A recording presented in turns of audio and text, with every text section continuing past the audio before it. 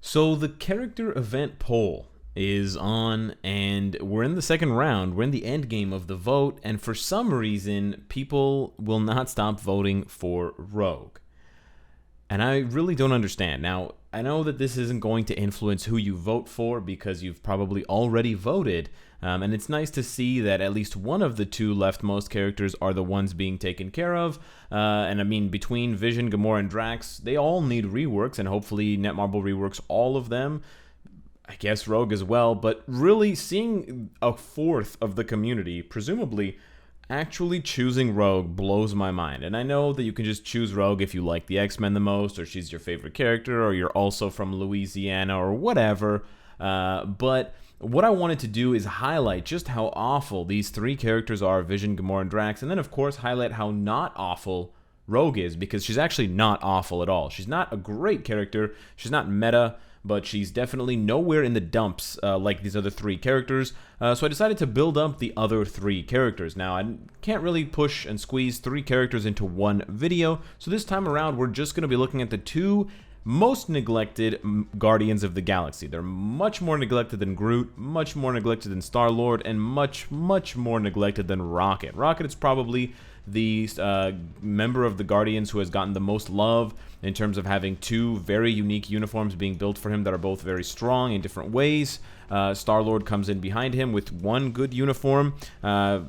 Groot's had two so-so uniforms, but he's been a staple in the game until recently because of his healing. He was actually, one of the best characters in the game because of his healing factor, and he was used on almost every PvP team because of that heal and because of Spore, that old school third skill that you would drop and then switch back to your healer for. But anyways, I digress.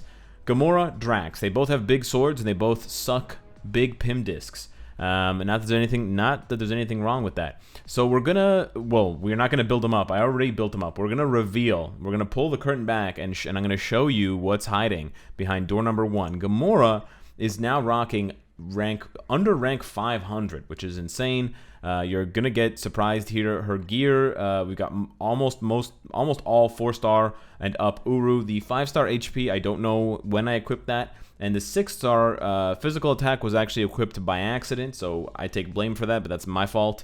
The skills are just whatever, they're all 3, you don't have to level any of them up. She still has full caps lock text here on Dangerous Flight, like someone I know from the Twitch chat who never takes the caps lock off. And yeah, it just shows how little they care about Gamora. We got the stage 5 Hawk's Eye, and Hawk's Eye is actually a pretty good set because it synergizes with her obelisk, which you will not believe is a CTP of Rage. That's right, ladies and gentlemen, I gave Drax and Gamora CTPs of Rage just to get to the bottom of this struggle that they have. As far as her uniform, I ranked it up to Legendary for some other character's requirement. I think it was possibly Thanos' old uniform. Let me just double check here. I'm pretty sure, yeah, it is. Okay, so that's why her, uniform, she has her father to thank, I guess, for throwing her off a cliff for the Soul Stone, and then, for this. So we rolled dodge double HP for her survivability, and trust me, she needs it. In the case of Drax, it's a similar situation. We're actually in the top 200 for Drax, which is pretty bananas. Still under 20,000 physical attack, which is also super sad. 4-star Uru all the way through, except for a couple of deviations. We got the 3s mostly, but we did level up Cry for Blood the most, and you'll see why when we actually get into some gameplay. We rolled his ISO 8 set away from Blessing of Asgard to Power of Angry Hulk. That's good attack speed. And then we also have another CTP of Rage. So if you're asking where my CTPs of Rage came from, I had one lying around, and I took off Hulk's CTP of Rage. So one green monster to another. And honestly, I wasn't that impressed with Hulk. I'll probably try him in PvP later on. But in the meantime, we also got his uniform to rare. Not quite Gamora standards, but he's still in the top 200, which is extremely impressive. So we're going to throw both of these into the gauntlet, into some world boss action to see how they do, just to see how completely garbage they are. Corvus is my world boss of the day, but because of the restriction, the penalty against Drax as a combat type, I thought that Proxima would be a better option and a better showing against them. We're not going to go for stage 50 because that's insane. We're actually going to go all the way down to a stage 10 for my friend Drax. Now, this is a pretty difficult clear. We're going to be using Nick Fury for the buff, and we're also going to use another buff here We're going to use Coulson, actually. The Coulson buff is to synergize with the... You know what? We're actually not going to use Coulson. We're going to use Werewolf because of the guaranteed crit and the crit damage, which really helps with the CTP of Rage synergy. And I've talked about this before. And then we're going to throw Drax in here. Where the hell is Drax? Right at the end. We're not going to use any strikers because we want to illustrate just how garbage Drax's damage is.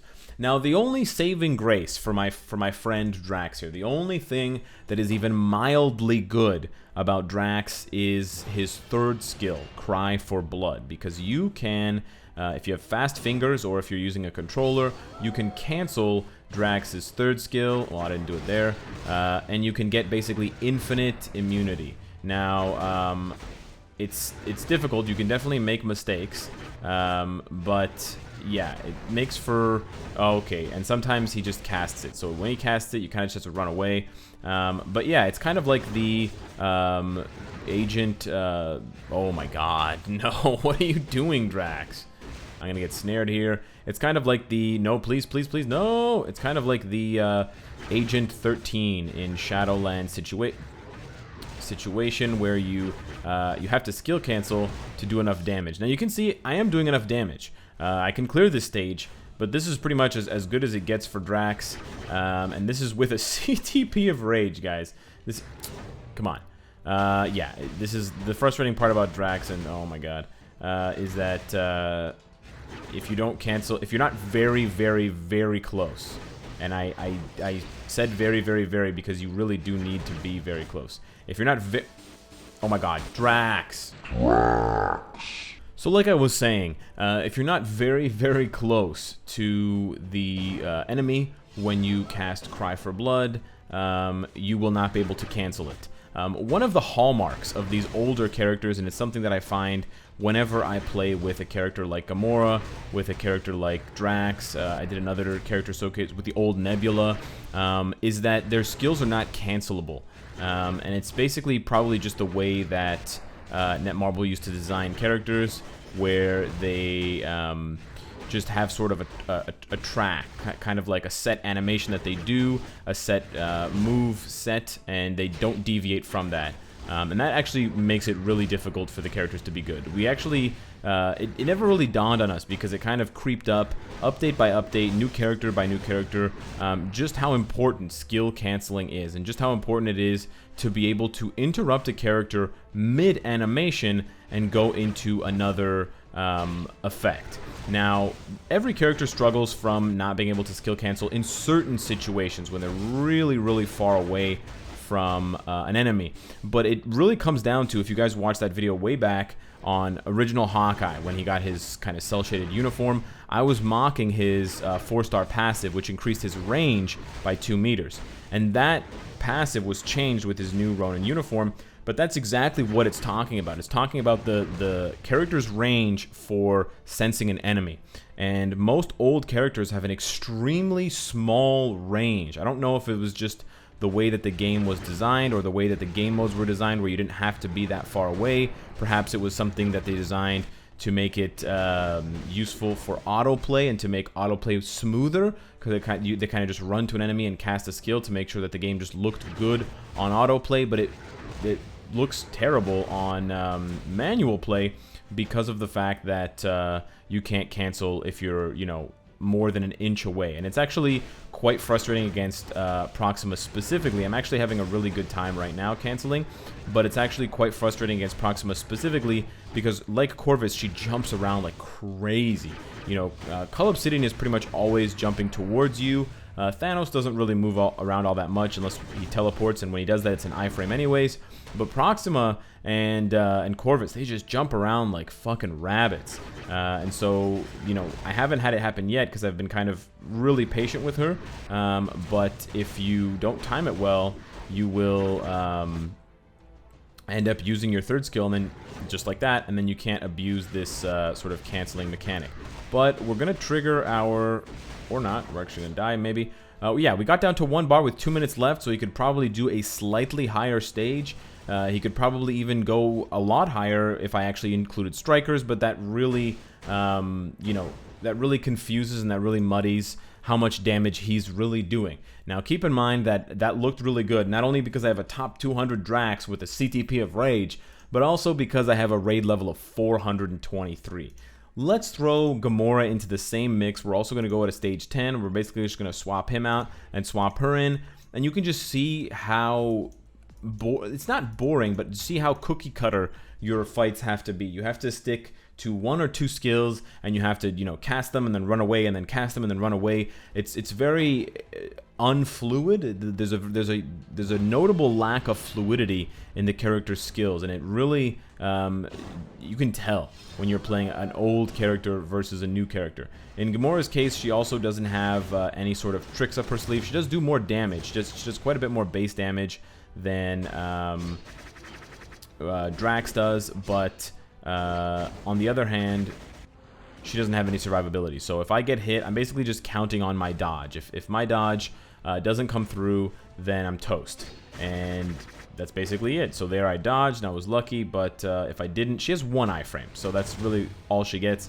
Unfortunately, her one iframe is also an energy-based attack, so it does less damage than all of her other abilities, because Proxima has higher energy defense from her little buffs there at the top.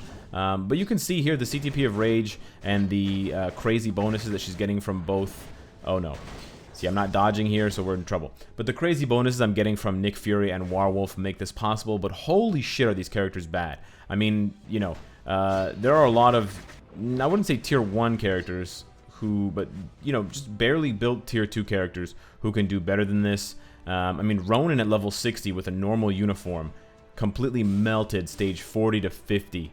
Wow, again, stage 40 to 50 of this Proxima stage. So, you know, a 2019 character versus an old school 2016, 2017 character, it's just like night and day. And just these long, clunky animations. I got interrupted there because I didn't dodge. I'm taking damage. I might actually not even be able to finish this because I'm going to get snared here. No, I didn't get snared. But this one's just more about luck. It's like, am I going to dodge? Are you going to hit me? I don't know. Let's find out. You can do a little bit of dodging with running around with, you know, knowing her attack patterns and then getting lucky with either the way that the 5th skill jumps you around, because Gamora's 5th skill does move her around, and then also her iframe on 4. But if I get unlucky here, I'm going to die. But we should be able to clear this, or we should be able to identify, yeah. So we would have cleared this again with a few minutes left. That not only shows you the power of the CTP of Rage, but also my insane raid level. But man, is it frustrating to play as these characters. One more round of showing for, in this case, Gamora, because I've already used Drax in Shadowland. And this will show you kind of a different aspect of the character, because now I can't really use those same, you know, wild buffs. These are not villains, these are heroes. So I can give her a leadership, but the rest of the buffs are not going to apply, so there's really no point. I mean, I could give her the Warwolf buff if I still have it, but otherwise, you know, she's not going to get any of those increased damage to villain buffs, so I think her damage is going to take quite a bit of a hit, but more than the damage, the survivability. It's just so bad. No iframes, no immunity, no invincibility, no heal. There's nothing. There's literally nothing. The good thing is, for Shadowlands specifically, is Gamora appears to have some sort of guard break, so you can take advantage of that. I would say try to get Gamora in a stage where she is alone, well, I mean with just one enemy, because you can, you know, she's a bit of a stun at the end of her 5th, but in general you can see there, she kind of guard breaks, and so you can use that to your advantage, but it's really just a matter of, am I going to get lucky with the dodge or not?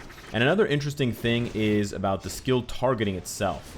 And that's one thing that I notice from her 4th skill to any other skills. So for whatever reason, if the enemy runs away during her 3rd skill, for example, Gamora will just keep slashing in that direction. Whereas with her 4th skill, she actually will move around and retarget depending on if the enemy died and there's another enemy. So here I'm going to retarget to hit Jane Foster. I died. Whereas with her other skills, 1, 2, 3, and 5, she will just continue attacking in that direction. And that kind of supports the theory that the old skills, the way that old skills were designed for old characters, most of the characters that we're voting on, you know, Daredevil, Drax, Vision, Blade, etc., they're kind of designed like a train on a train track. And so the train can only go where the train track leads it, and it can't deviate. So even if it sees another track, i.e. another enemy that it could attack, it can't actually shift the character and shift the position in order to hit them. That was an issue back in like late 2015, early 2016. And actually it was Vision. Just a little bit of Marvel Future Fight history for you guys. It was originally Vision who had an issue with, I think it was Solar Energy Beam. His skill where he kind of moves back and he shoots a beam out of his forehead. And they basically patched Vision to give that skill tracking. They also later on repatched Vision again. Vision's been patched twice. And they gave his fourth skill, Microwave Pulse, the same targeting. Because before that, he rises up. With Microwave Pulse, it's an iframe, and he rises up and then he lands. But with the old train track type skill design, he would just rise up. And if there was an enemy down there, he'd hit them. And if the enemy ran away or if there wasn't an enemy there, he would just do nothing. And he would just land again, and the skill would fizzle out and just be complete garbage. So it's really kind of surreal. It's strange. It's uncomfortable seeing and playing with these characters even now, with these awkward, long, uncancelable skills that just kind of jump around and do like a very set motion of attacks, and so few hits, which is why a CTP of energy wasn't even an option for these characters in the first place, because they're doing like 10 hits or less per skill, and there's no canceling, so you can't combo skills. And it's just kind of sad. And I'm also doing this just to bring awareness for Netmarble. You got to rework all of these characters. Please don't just rework Vision. Gamora needs it so badly. I don't care when GOTG 3 is coming out. It's not soon enough. She's been garbage for years, and she's had multiple uniforms. Drax has also been garbage for years. The Guardians deserve better, let's be honest. They really do. With 2 movies under their belts, I mean, Deadpool has 2 movies, so they should be as good as Deadpool. My math is pretty much on point. Wolverine's never even had a Marvel MCU movie, and he's been amazing. So come on, guys. Keep your voting up. Keep up the voting. Please do not vote for Rogue, and let me know what you guys think of my horrible decision to give 2 Z-list characters CTPs of Rage, and 4-star and 6-star Uru, and Awakened, or whatever, 6-star ISO 8 sets. Hit me up in the comments, Twitter, Discord, etc. And of course, if you like what you see, I hope to see you again tomorrow. Take care.